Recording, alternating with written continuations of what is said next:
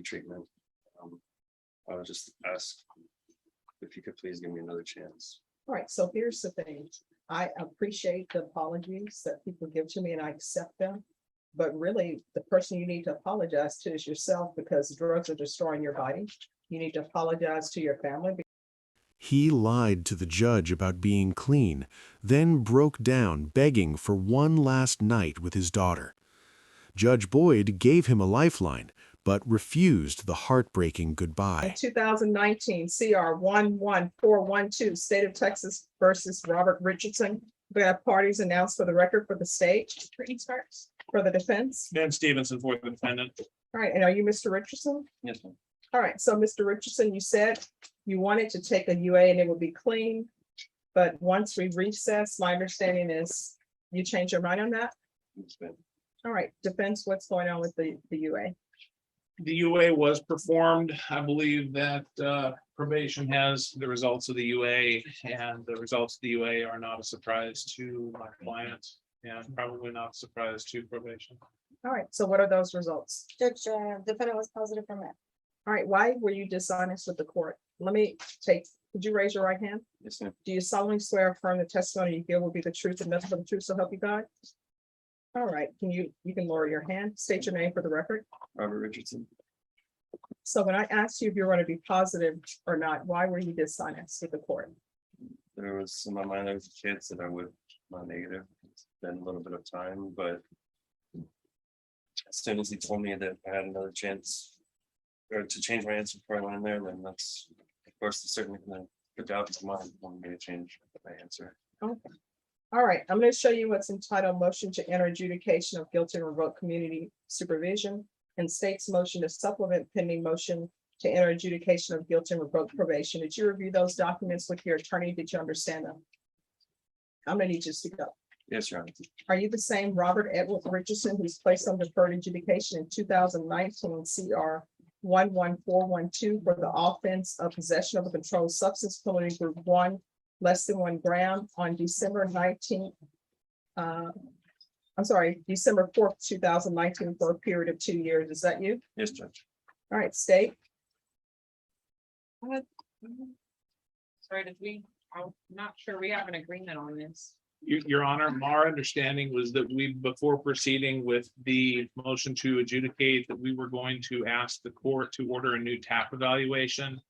The understanding is that when we do take care of the motion to adjudicate, that the answer will be true and that the only difference of opinion will be in what needs to happen from this point with regards to rehabilitation options. But given the fact that our newest TAP evaluation is dated May of last year, and my client's needs are changing, we felt that it needed to be done again. There is also concern because my client has been labeled as dual diagnosis, but he has never, to his knowledge, been diagnosed with a mental health condition, although he did experience some actual depression right after losing his mother to death. He was the one who found her in their family home the year before this happened.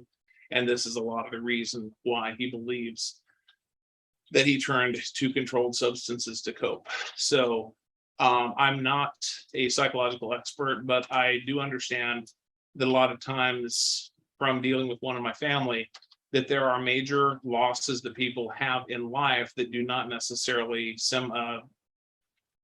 show the existence of a endemic condition. So just because somebody is depressed because they have just lost their mom does not mean that they suffer from clinical depression. So I do not believe that my client would meet the criteria for a dual diagnosis or mentally impaired facility. His IQ is over 140. He is smarter than I am, Your Honor. And I don't believe that he has any current mental health condition. And I believe that whereas SATF may end up being a very good fit, I believe that MyOff or DDRF would not be a good fit. And that's simply what we're trying to get answers on that before we had to come to the court.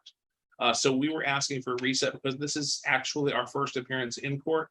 1 month ago, my client had active COVID and was not able to be here.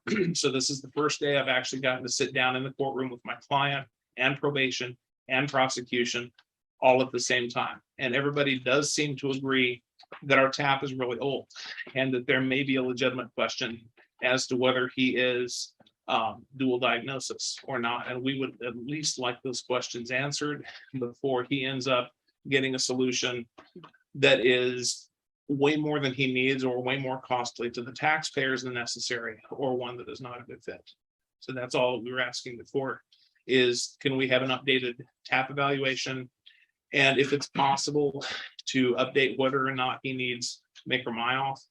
They were talking about how much time would be necessary for that. And then the court was concerned during this time, is he staying clean? So those were all the issues we had this morning. We were not expecting to fight the MTR in court today. It was simply a question of, can we get a new TAP before we go into this? Does the state want to add anything to that or change anything? All right, court's not doing a new TAP. I will perform the TAP evaluation. So, are you ready to proceed? Procedurally, we are ready. The only thing I think we would object on is we would object that my client is not, we would say that he is not somebody who suffers from a mental health condition, and therefore any rehab that he needs would be most appropriate if it was not one geared toward dual diagnosis, but simply geared toward substance abuse. All right. All right, I've shown you what's been entitled motion to enter adjudication of guilt and revoke community supervision, and state's motion to supplement pending motion to enter adjudication of guilt and revoke probation. Did you review those with your attorney? Did you understand them? I have not seen the supplement, Your Honor. All we have is the motion to adjudicate. If the state is comfortable proceeding on just the motion, the original motion, then we are prepared on that one. State, are you? This I have not seen. Okay, just proceeding with the original motion? Yes, it's just fine. All right, so Mr. Richardson, I'm showing you what's entitled motion to enter adjudication of guilt and revoke community supervision. Have you reviewed that with your attorney? Did you understand it? All right, I need you to speak up. Yes, Judge. Are you the same Robert Edward Richardson who was placed on deferred adjudication in 2019 CR 11412 for the offense of possession of a controlled substance, penalty group 1 less than 1 gram, on December 4th, 2019 for a period of 2 years? Is that you? Yes, Judge. All right, state. Yes, Judge, violated condition number 2.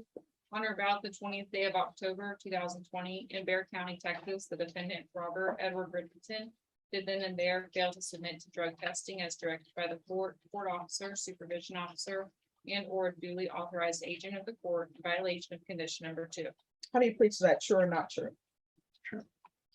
Violated condition number 2, on or about the 19th day of March 2021 in Bear County, Texas, the defendant Robert Edward Richardson did then and there illegally use a controlled substance, namely methamphetamines, amphetamines, in violation of condition number 2.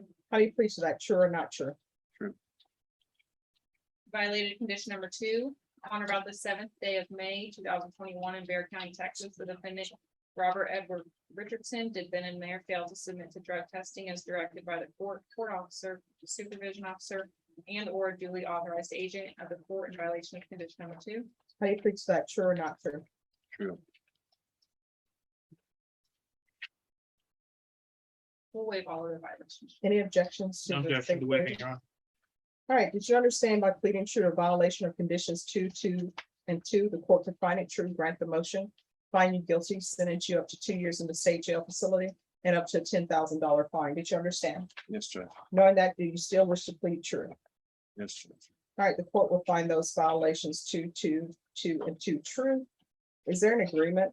No, Judge, There's not, Your Honor. All right, state, what are you requesting?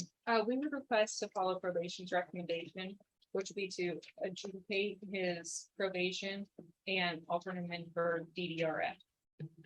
All right, defense, what are you requesting? Your Honor, if you look at my client's record, there is a misdemeanor B marijuana charge from 2004. He did deferred and he did not get revoked off of that deferred. It was terminated on SAT, but it was still terminated as deferred. In 2009, he caught his only other case in Bear County before this one, which was also Class B misdemeanor possession of marijuana. He ended up getting sentenced to 30 days on that one. And then he was off the radar. In 2018, my client had the nightmarish experience of finding his mother deceased in his home. of natural causes. And my client continues to be in and around that home. I believe that he has a separate residence from his father's residence, who still lives there. But whenever he goes there and sees the room, he sees his mom lying dead on the floor. And the pain from that, it comes and goes, but at times it has been intense. At times it was so debilitating that when my client did a mental health screen, he stated that a year and a half ago, I had a day where I could not even function. And he talks about simply watching TV all day and he could not function. The person doing that screen also noted that he self-reported that that was a year and a half before doing the screen, and somehow labeled him as dual diagnosis simply based on that. My client has been through some bad things in his life, and he has had recurring pain from those bad things.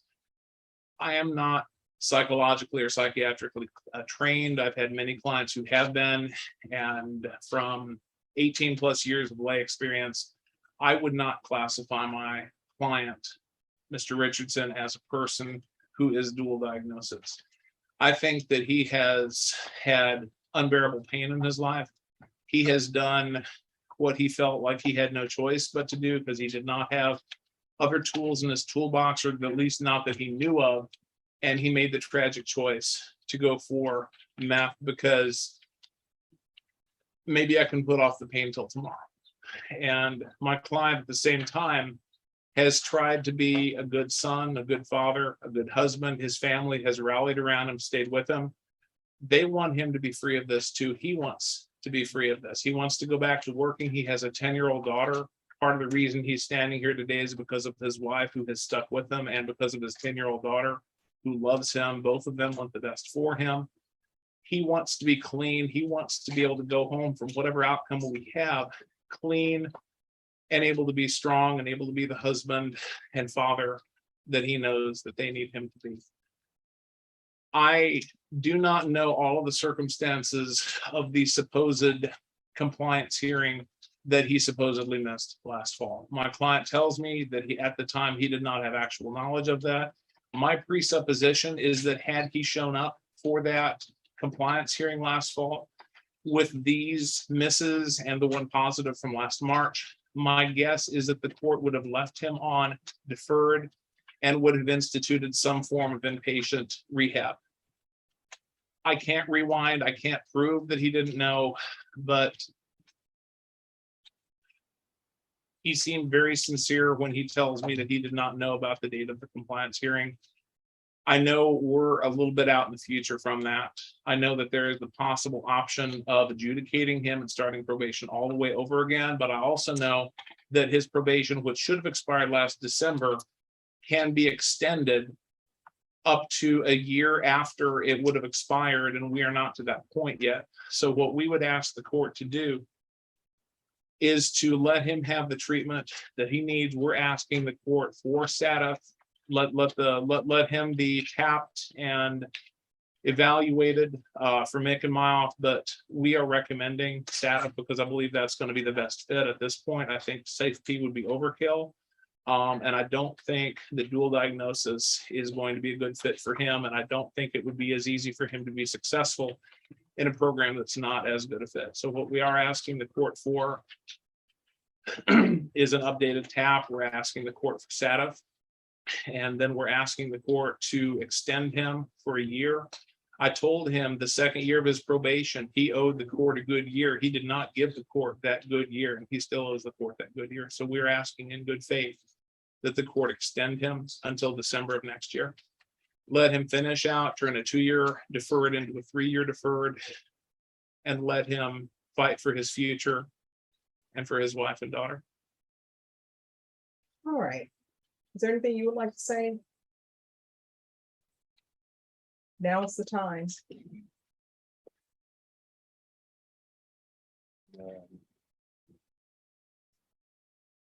Yeah.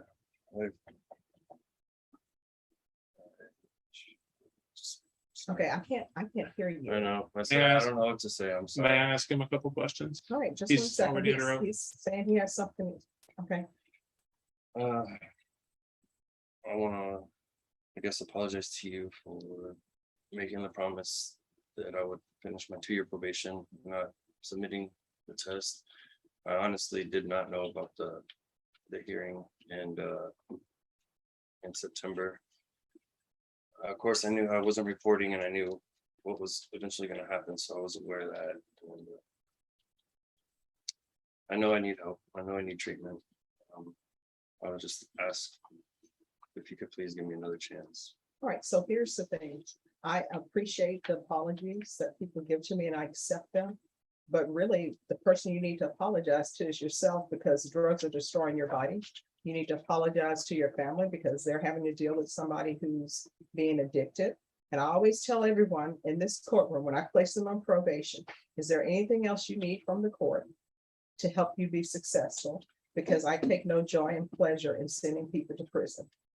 I tell everybody that, as evidenced by the fact that I set this on September 17th, because I saw that there were allegations where you were still using. So I always set it for a compliance hearing.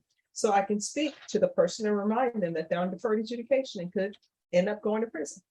And I always ask people, are the drugs worth going to prison? Not seeing your children or your wife or your loved ones for a certain amount of time. And usually they'll tell me no, but sometimes drugs get a hold of people and they need some help. So this is what I'm going to do. I'm going to give you a choice. Sometimes I can't give people choices, but in this case, I can give you a choice. And either way, you're going to be going into custody today. All right. So here's your choice. I will send you to the minimum 6 months state jail facility. You do your time. You can request to be placed in the therapeutic community.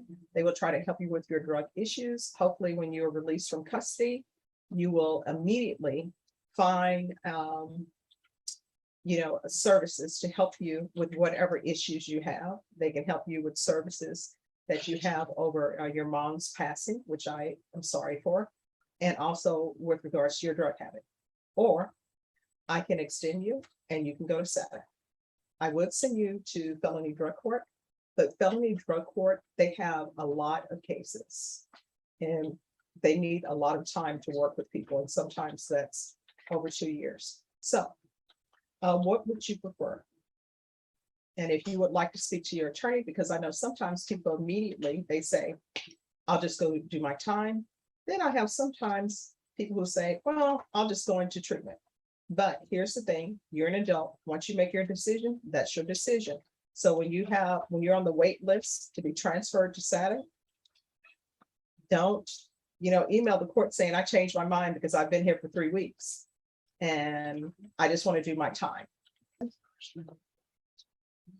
Have you had a chance to discuss your options with your attorney? Yes, Judge. All right, so what would you request? We have. Okay. All right, then the court will deny the motion. Alter the main conditions to include SATF and extend for 1 year. Almost a 2 year. Your Honor, can we ask 1 year from when? Because his last expiration was last December. Yeah, so he would need like 2 year extension. We would ask for an 18-month extension. That would be more than enough time for SATF plus aftercare. All right, so we're gonna extend for 2 years. And he is going to go to SATF. And if a TAP evaluation is needed, then do one. And also, if felony drug court is available for him before SATF, then have him referred to felony drug court. Your Honor, Yes. after the court has already made its decision, I do have one housekeeping matter. Yeah. My client has not had any prior trips to court on this motion to adjudicate before today. My client has accepted the court's generous offer of rehab and did not want to do anything to jeopardize that offer. My client would like this evening to say goodbye to his daughter, and he would like to turn himself in tomorrow if the court will indulge him for 1 day. No, that will be denied, Mr. Richardson. Okay. I had to ask. I didn't get to say goodbye to my daughter this morning. I wasn't aware. I mean, I didn't think I was gonna go into custody today, man. Mhm. And I didn't get to say goodbye to her, hug her. I would just I'm sorry. beg of you, please, just give me this evening and turn myself into more, please. All right, I'm sorry about that, and I do internalize everything that everyone tells me, Yes, ma'am. and I don't mean to sound unsympathetic. But I do know once you're at the Bear County Jail, you can make a phone call, and I understand that's not the same thing as face-to-face contact. But the fact that you test positive for drugs, the fact that in your motion to revoke, there's positive UAs, that's concerning. And you probably shouldn't be around loved ones right now until you're clean and sober, okay? Thank you, Your Honor. You're welcome. If you enjoy real courtroom drama and true legal cases, please like this video and subscribe to Boyd's Court. Robert Richardson was on deferred adjudication probation for possession of a controlled substance when the state moved to revoke it due to multiple violations, failing to submit to drug testing and a positive test for methamphetamines. In court, Richardson initially misleads Judge Boyd by saying his UA would be clean, only to admit it was positive. His attorney explains that Richardson's drug use stemmed from deep grief after finding his mother deceased in their home, not from an ongoing mental health disorder. Richardson apologizes, acknowledges he needs help, and asks for another chance. Judge Boyd offers him two options: serve 6 months in state jail or accept extended probation with mandatory inpatient treatment at SATF. Richardson chooses treatment, and the judge extends probation 2 years while ordering SATF placement. When Richardson emotionally begs for one evening to say goodbye to his 10-year-old daughter before custody, Judge Boyd denies the request, stressing the importance of immediate sobriety.